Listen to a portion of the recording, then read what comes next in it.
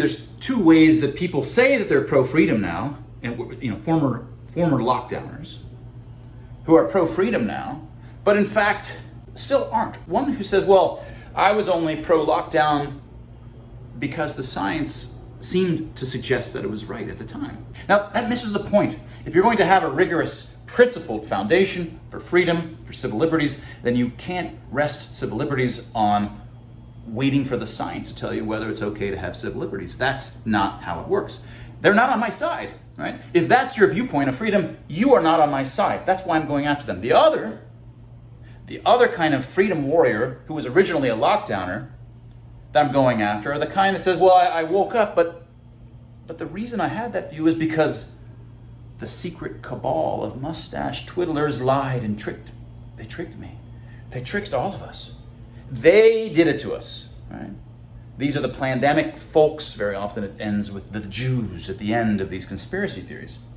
No, if you want to understand why this happened, you have to understand that it's a social mania, mass hysteria. You fell into it. You are culpable, right? You're culpable. The more you had a big voice, the longer you voiced your pro-authoritarian positions, and the greater responsibility, formal responsibility that you had.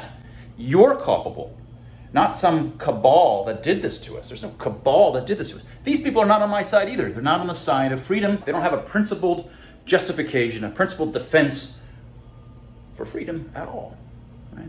They are faux freedom warriors because they have ill or cognitive biases that prevent them from having, in fact, the kinds of principles which will insulate them, which will inoculate them to the very failure they made in March and April of 2020.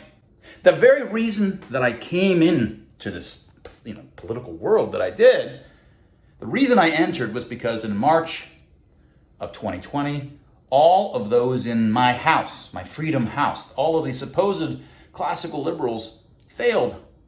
Everybody, left, right, center, libertarians, all of them were screaming we should do lockdowns, masks are necessary, just 2 weeks, on and on. So I came and said, look, all of these folks who claim to be freedom-loving, civil libertarians, classical liberals, all of these people are sitting on principles that failed them at the time. So no, I'm not going to sit here and let folks claim to be backing freedom, and yet you can see right away that they're not in fact holding principles that will protect them when the next such mass hysteria sweeps through. They will only begin contributing to it unbeknownst to them.